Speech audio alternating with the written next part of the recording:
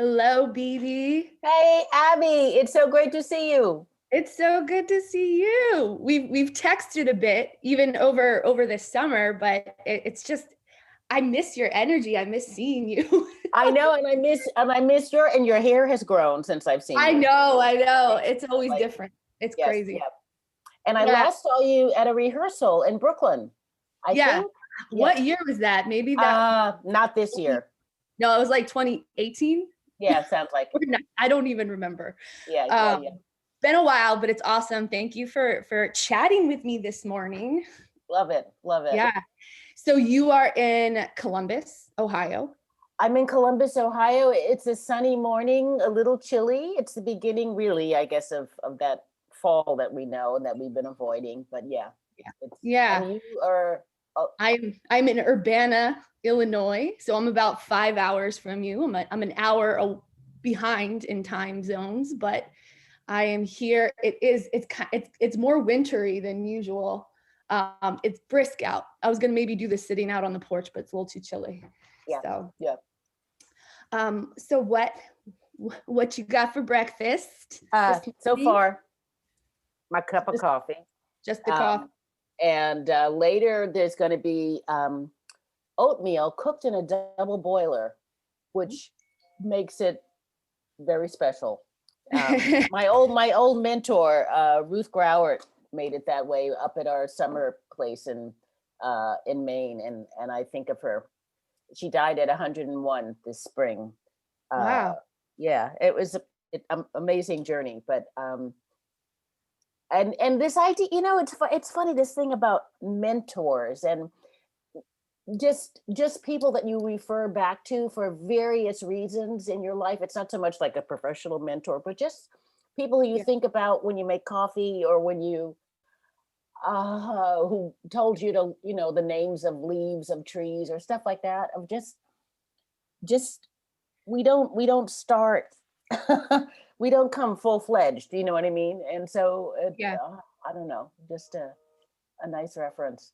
So Yeah. I mean, that even just you saying that is like, I mean, you will forever be a mentor. You were my teacher, and I feel like you are someone who's been highly influential in my life, just as a human. Like even what you're saying, not in the direct teaching that you had given me ever. Yes, that happened, but that's a more obvious layer of like what we learn from each other. But even just your thoughtfulness to like pause and look around huh, and look around yeah, at yeah. something from a different, like watch how you're watching, like doing these things is like something that has been really helpful for me to remember, uh, particularly right now, which is uh-huh. why I was excited to talk to you, because I've never had this much time in Well, my life.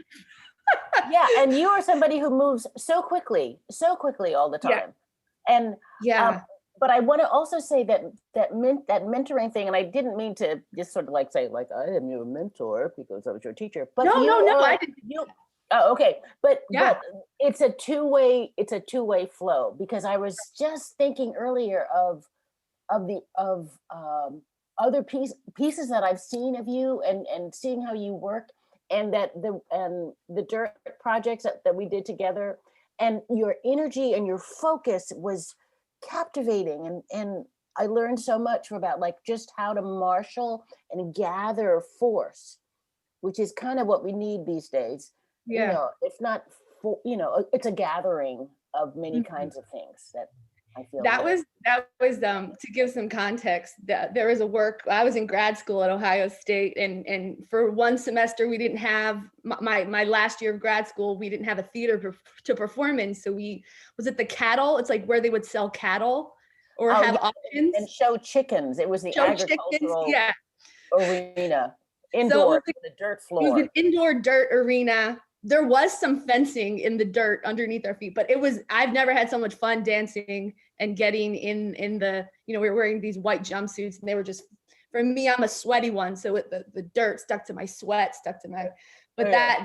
that was a great, experience for me. Um, and oh, by the way, I'm drinking just coffee right now. I do have a Oh, I muffin. forgot. Yeah. It's okay.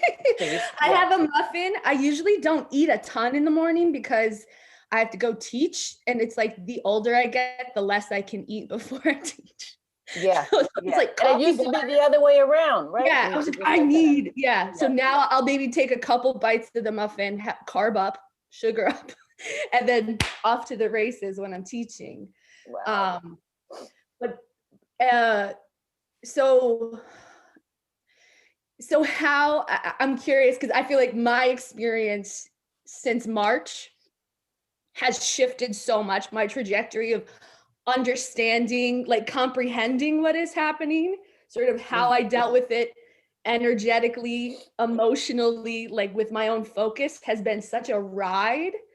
And I'm curious because I was on this go, go, go, go, go. You know, I teach out here in Illinois. My company is primarily based in New York. And we got shut down going into tech of my new work that was supposed to Whoa.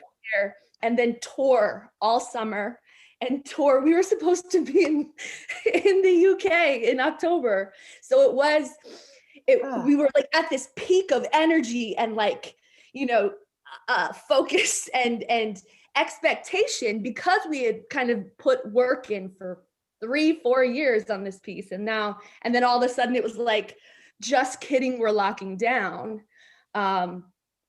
I've really had to learn a That's lot huge. about That's myself. huge.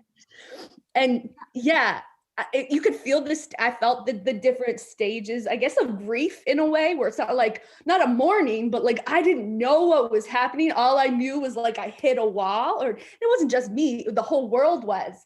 So like at first, right, there was a numbness to like, oh, well, this is like not really understanding the magnitude of how the world Sure. is being Sure. affected, but knowing that there's just so much sorrow and pain and death happening that was just like numbness and not like checked out. So it's like I feel like the first couple of months I was just like I don't even know what's going on. Right. And I think we shared that globally in so Yeah. many different ways and in different cultures, but that sense of we are checked out from the life that we have known.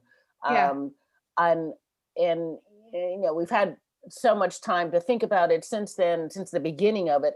And now that we're really in our third wave here and just entering into the idea like our lives have shifted for a while, and we're not going back to how they were. We're just going to move forward to another plan that is still in formation.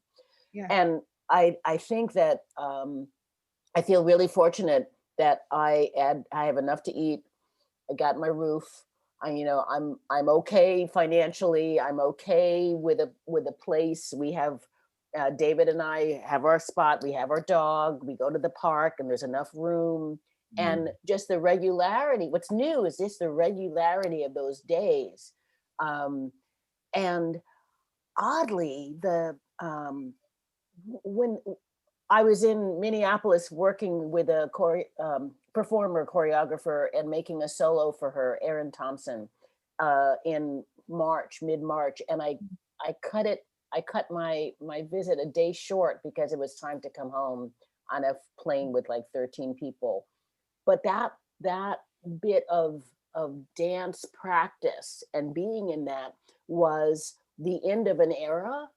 And I feel like I entered into that those months, a couple of months of just I don't know how to spend my time anymore. And it's so curious, like something still does generate, but I don't know where to put it in the same way. And Yeah. so by now, and maybe you feel this too, we have more of a sense of a framework of okay, how do I enter? You have your teaching, and I have a bunch of other kinds of teachings that have come up through Zoom and all of this, but just the reality of what my body feels like going forward is strange and new, and now it is my new normal. Yeah. Yeah. Yeah. I coming back and it was, kind of risky, I guess, that we're teaching in person. I know OSU is teaching in person too, but I'm teaching hybrid. And for a while I was teaching outdoors on a basketball court. And then there were some students who were taking class remotely. And I didn't, that regularity, like in my body, like that kind of work and that kind of work, but not just, I mean, I learned how much, not I depend on other people and my students, but how much dance is about that, like really about that sensing and that intuition and that space. Mm-hmm. And just being back in it, no matter what the circumstances, like even though, I got crazy tendonitis and people's, lower backs, and there's, it was like NBA injuries coming up in class out there. It was just exactly kind of the regulation my body and my system needed to ground myself. And I can do a practice on my own, and I can do a practice on Zoom, but it's nothing quite like kind of sharing that harnessing, kind of what you're talking about before, like that energy that you're like, whoo, like we can do this on our own and we're good, but we're stronger together and we can share more together. And there's a magic that happens together in this space. And that was, it was hard because there's all these new parameters of like, you can't, you have to stay 6 feet and, Yeah. But even still, just standing in a space with other bodies pulsing was like a relief. And it was a regulation I needed to get back to feeling myself, like literally feeling. Well, it's so odd that, how we find out like what is basic and fundamental to us about like as movers, as I was going to say performers, but it's less about the performing of it, but just that community solidarity, and how we found it in really different ways. I mean, what a spring. And I can't, the trifecta of the pandemic, and then the economy tanking, and then Mr. Floyd, who we cannot leave out of our mind frame, of just and seeing the physicality of people around the globe coming into play in new ways. I remember there was a certain point, like, kind of mid-June, where things were really, the political backlash after the Mr. Floyd's death. And I came across a group of middle-aged kind of portly men, let's just say, on the corner, mostly white guys, who it just looked like regular guys, but they were in the middle of the effort of taking a knee. And it brought me to tears, but just that I understand that physicality really well, and I knew that it was hard for them, but they got down and they and they stayed for a while. And so just that it was awesome and humbling that knowing what we know about physicality and how that has been shifted about, like, our new choreography of who are we with on the street? What is this distance in studio or just in the grocery store? Like just all of those new patterns of movement and gathering. Yeah. I was in Columbus over the summer. So, I know. Yeah. So it was like, I mean, I'm used to having the relentless energy, and I feel like the kind of training that I've had prepares one for that sort of like, I was out down at City Hall like every day for a week and a half when the protests were happening. And I was very impressed because I didn't know that Columbus had that many folks that would come out. Yeah. And it was like there's something in that is like a statement, a coming together, an activation in the body that I think I cherish so much about bodies, and I've learned from the choreographers that I've worked with about you know, and I would say like the African choreographers that I've worked with and studied with, like there is like, you must be relentless in order to make change. Like stopping is not an option. Being tired is not an option. The fact that it's hot out is not an option. Like you do it. And Mm-hmm. so like there was something, it was like a replacement dance training in that Mm-hmm. those weeks that the protests were happening. I'm curious, is there where you find yourself, you know, what if, because I thinking about kind of, you know, you and I are of different generations. Mm-hmm. And so this moment in time, you know, the COVID moment is going to affect my career or affect me as an artist. It's going to affect everyone, but it's going to affect us differently because of our, you know, trajectories and where we are. And I'm curious just kind of how you see this pause or this rearrangement of yourself in space and time, where that has, you know, where you are in terms of making, in terms of where you want to go in the next couple of months, or if you're even, you know, how you're thinking about stuff like that. Wow. Yeah. We are of generations and different generations, true. And, but you know, the basic fundamental thing about being a maker remains, not the drive of I got to get a work produced and performed.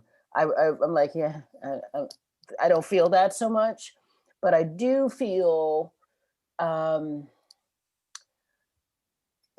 there's something about time frames that we are all, you know, the ones that were given and the ones that are handed to us, and this is one of those. And I feel less compelled than I would have thought to kind of keep up a physical practice. I mean, I did a lot of gardening, walked the dog, played the dog. I'm really good at Frisbee now. So my right arm is real strong in that way. But the making, or rather it's like the framing of, you know, how you kind of carry around this frame of how am I seeing the world in time, that I feel is still generating, but at a different rate.